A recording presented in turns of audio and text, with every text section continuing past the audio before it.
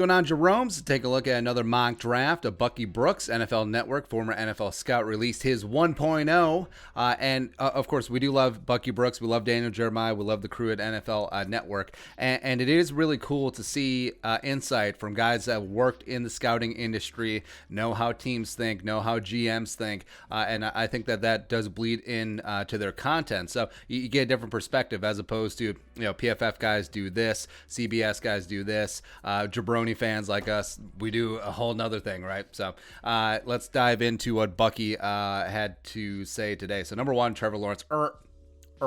Number two, so we've come full circle because for the last probably year, it's been Trevor Lawrence 1, Justin Fields 2, no matter what, even before we knew the teams. But I feel like there was a big trend of Zach Wilson at 2 over Justin Fields. I get it. You're betting on the upside as well as Justin Fields' downsides. Like it's been on full display. Like we've seen it in big time games against Indiana and also in the national title game against Alabama. But yeah, I don't know. Like if Joe Douglas wants to save his job, you get fired quicker for taking a chance on a small school guy like Zach Wilson from BYU. You don't get fired as quick if you take a chance on the big arm, big body, great mobility, Justin Fields, who's been a 5-star, 17,000-star recruit since day one from a big-time school like Ohio State, right? So is Fields... awareness, pocket awareness, adjustments at the line of scrimmage, is that going to come home to roost with the Jets? I don't know. I don't know. I still think this could be a spot where the Jets do trade for Deshaun Watson and move on with life from there. But Justin Fields, welcome to Manhattan. 3, Jamar Chase and the Dolphins, so they stick and pick here. Building around Tua, they could have gone Zach Wilson. They go a different direction, but Chase, Jamar Chase is legit, man. We do forget because of the opt-out, because of how dominant Devonta Smith was this year. But 20 touchdowns last year, operating at the X receiver outside the numbers. No, he does not have Justin Jefferson taking attention away. But you got Preston, you got Parker. Now you got Jamar. Tua's got some really nice weapons to work with. 4. So Zach Wilson doesn't fall far. He doesn't go 2, but he goes to the Falcons at 4. Arthur Smith, handpicking his guy. And it actually could benefit Wilson the most to sit behind Matt Ryan for a year or 2 as they play out the string on his contract. They do have some decent football left in the pride of Boston College. But, Zach Wilson's arm talent. The Falcons haven't had a first-round backup quarterback of this magnitude and arm strength since Bert Favre in the 1991 draft. Really, really fun here. 5, Bengals, Penny Sewell, no matter what, first offensive lineman off the board, a generational prospect, protected Burrow no matter what. So put Penny Sewell in at left tackle and forget about him for the next 15 years. He'll become Anthony Munoz 2.0. Move Jonah Williams, who I still really like. If they want to trade Jonah Williams, Rick Spielman should pick up the phone, or just move him over to the right side or move him inside. There you go. 6. So, yes, the Eagles, wide receiver. Kyle Pitts is a wide receiver. Just an absolute mismatch nightmare. It is really unfair for Jalen Hurts, for Carson Wentz, whoever the hell is going to be a quarterback for the Eagles. 7, so the Lions. If they really are going to build around Jared Goff, I do have my doubts, but at least get him some weapons to give him a chance, because you're probably going to lose Marvin Jones in free agency. You're probably going to lose Babytron as well. Amendola is like 70 years old anyway, so who cares? So Jalen Waddle coming on in, where if they build around Goff, get him a burner, get him a guy who runs a full route tree, just an explosive, dynamic player. This sucks. This does suck as a Vikings fan. 8, Carolina. So their open flirtation with Matthew Stafford. Maybe they're interested in Kirk Cousins too. Teddy's time in Carolina probably limited, so no Pants or Trey Lance. And it could be a spot where Trey Lance is brought in as a backup for a year. Teddy Bridgewater is that bridge quarterback to the next generation. But I think his movement skills, his arm talent really would sync up with what Joe Brady wants to do, and as well as all those weapons on offense would be a lot of fun here. 9, Broncos, Patrick Surtain II. So they miss out on the quarterbacks. TBD what George Payton is going to do his first time around. Are they going to roll with Drew Lock? Sure, but getting a cornerback 1 for Fangio's defense. AJ Bouye is suspended. They're probably going to get rid of him anyway. So, 10, Cowboys. So they miss out on Surtain, but they still get Caleb Farley. It's a nice little consolation prize at 10. They have length opposite of Trevon Diggs. That's a nice little cornerback pairing going forward. 11, So the Giants, not only are they probably going to lose Leonard Williams to free agency, they're probably going to lose Dalvin Tomlinson, the defensive tackle, as well. So Gregory Rousseau, who could play all up and down the defensive line in certain situations, does make sense in this spot. Although Gettleman doesn't generally take this far underclassmen, but nah. 12, J.C. Horn, Niners. So the Niners, I don't know. So they miss out on quarterbacks. It is what it is, but J.C. Horn in this spot, ostensibly replacing Richard Sherman. But now they do have length and press man skills capable as they move away from a heavy cover 3 scheme, as Robert Saleh is out of San Francisco as well. 13, the Chargers. Their offensive line is a mess, man. It really is. So Slater at this spot, I wouldn't mind Darrisaw, but Slater, maybe he plays left tackle, maybe he plays guard, maybe he plays right tackle. So yeah, just fix something. Protect Justin Herbert. Protect your investment. 14, Kwity Paye. We've already said our piece about Kwity Paye. It's actually kind of nice that Rousseau is off the board, so the Vikings don't have to make that decision. But, I mean, just set it and forget it, man. Like, Kwity Paye is a rock solid, ready to go. He's got a high floor. He's got a high ceiling. Absolute physical freak. Can set the edge, gets after it as a pass rusher, has speed rush, has bull rush, and just needs some refinement. And I think that Andre Patterson can do that. So now you have a trio of Danielle Hunter, Kwity Paye, and DJ Wanham. You're sitting pretty, man. You are looking pretty good. 15. So, I mean, the Patriots would really benefit from Devonta Smith in this spot. I'm sort of surprised they didn't go in that direction, but Micah Parsons could potentially have a draft day slide given his off-the-field stuff, but Belichick plants him in the middle of that defense and straighten up and fly right. This is the locker room to do it, and I think Parsons could be a great steal in this draft. 16. So Devonta Smith, this is gross. How could this happen? So Devonta with Kyler, with Nuke, with Christian Kirk, maybe Andy Isabella actually pans out. I mean, Cliff Kingsbury's like, yeah, screw the defense. Let's just score 50 a game. Why not?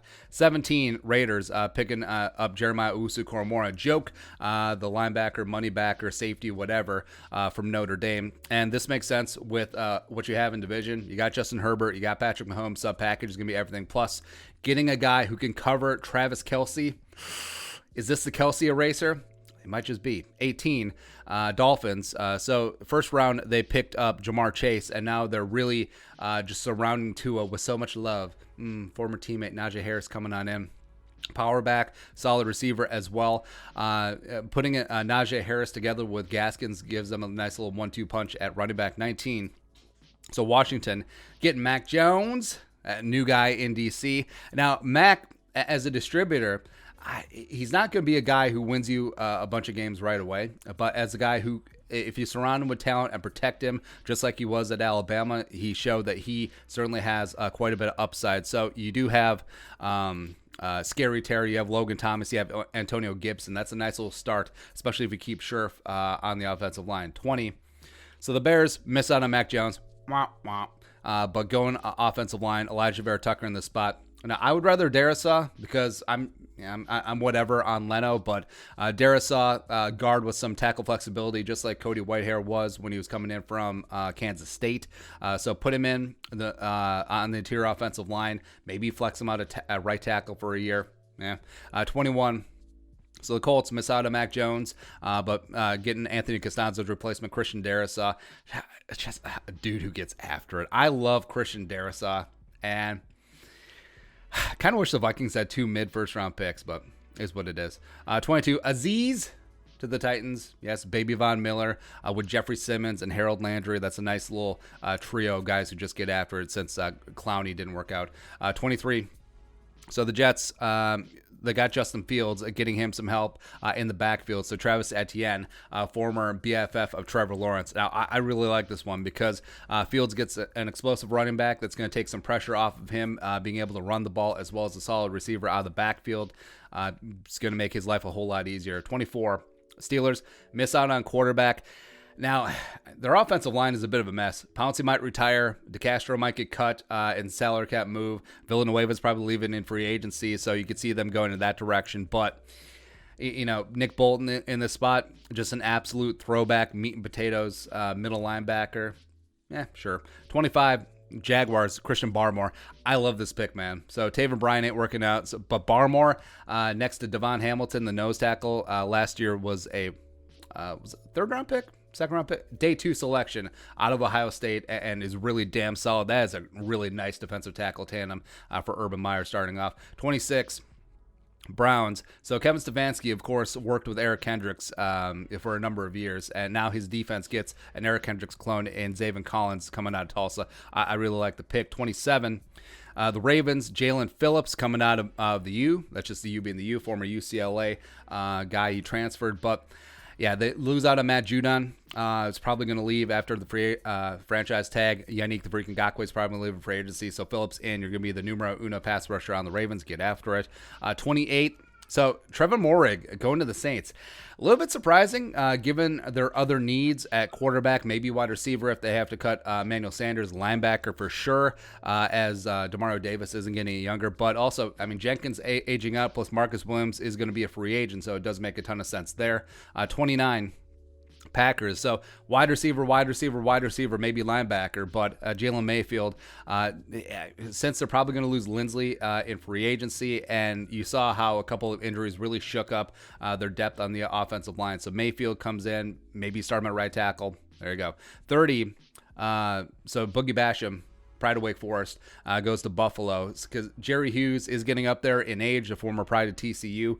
But Basham and 2020 second-round pick AJ Epinesa coming out of Iowa, really nice tandem for them going forward. 31, I like how they have the Bucks at 31. That's cute. Joseph Asai, edge rusher coming out of Texas, absolute penetration monster, just gets after, lives in backfields. He replaces Shaq Barrett and going to pair up with JPP, you know me, as well as 32. This is disgusting. So Kadarius Toney pairing up with Tyreek Hill and Mecole Hardman. My goodness. Blah. Screw the rest of the defense. Screw offensive line depth. Just, yeah.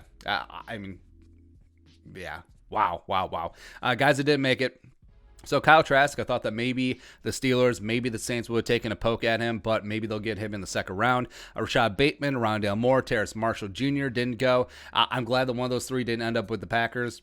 Is what it is. Pat Freiermuth, a tight end from Penn State, I think could have a shot going on the back end of the first round. Offensive lineman, so Cosme, Tevin Jenkins, Leatherwood, Wyatt Davis, no matter what, did make it in the first round. Jason Owe, probably could have made it, but there's a nice little run on edge rushers towards the end. He just didn't quite get in. Davion Nixon, Levi Wuzuriki, defensive tackles didn't get in. Only Barmore was the only interior defensive lineman taken. Moses, then the cornerbacks Campbell, Asante Samuel Jr., Jevon Holland didn't quite make the cut either. But, yeah, Vikings getting Kwity Paye in this spot, sort of ad nauseum at this point. But, yeah, just rock solid. Just position of need, fantastic player, high floor, high ceiling. I think would really make Andre Patterson's day because you're always giving him third and fourth round talent to develop. What about first round talent, man? What about that guy who moves the needle? Let's go. But your thoughts on our thoughts on Bucky Brooks' thoughts, let us know in the comment section below. Subscribe for daily Vikings takes. Want to support that work? Post on the Venmo. But until next time, Skull Production Value.